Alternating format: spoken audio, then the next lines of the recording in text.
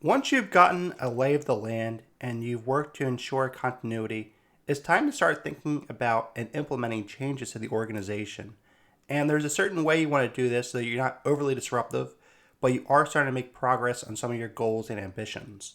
While maintaining continuity is important in the early stages of ownership, there will definitely come a time when you're going to want to start to begin implementing changes to improve the business. When you take over from an owner who's been in charge for a long time, there's things that have just gotten forgotten or not done or done differently than the way you would do them, or technology can help do better. However, timing and strategy are critical when it comes to identifying and introducing new ideas or initiatives into the business. So there's definitely a when and how component you want to consider when introducing new improvements or strategies. So what are you going to do? Well, you're going to assess before changing anything. Before implementing any changes, spend time assessing the current state of the business, identify areas where improvements are needed, but avoid making changes for the sake of change.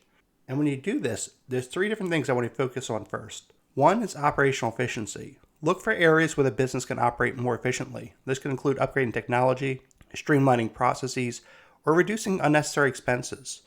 Number two, customer experience. Evaluate how customers interact with the business and identify opportunities to improve service or product offerings. And third is employee productivity. Consider different ways to improve customer productivity, either through training, new tools, or adjusting workflows. Next, once you identify changes, you're going to prioritize those changes. It's important not to simultaneously overwhelm the business with too many changes. So what you want to do is prioritize the most important changes and introduce them incrementally. And what you're going to look for first is quick wins. You're going to start with changes that deliver quick wins, and these are improvements that are easy to implement but could have a noticeable impact. These are things that can include cost-saving measures or improving customer service protocols. Next, you want to start to think about long-term initiatives. And here you plan for larger, long-term changes that require more time and resources to implement or just get off the ground. These could involve expanding product lines, introducing new services, entering new markets, or investing in new technologies. And what you also want to consider doing when you implement changes is not do it alone. You want to engage employees in the process. Employees are often the best source of ideas for improving the business. So you want to involve them in the process by soliciting feedback and encourage them to take ownership of new initiatives. And one of the cool things that you can do that make them feel positive about change is incorporate their feedback.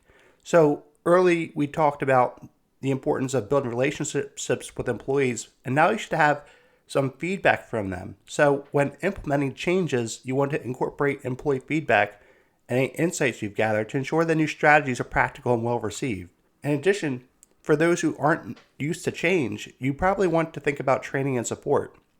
And here you will offer training and support to employees as you introduce new systems or processes.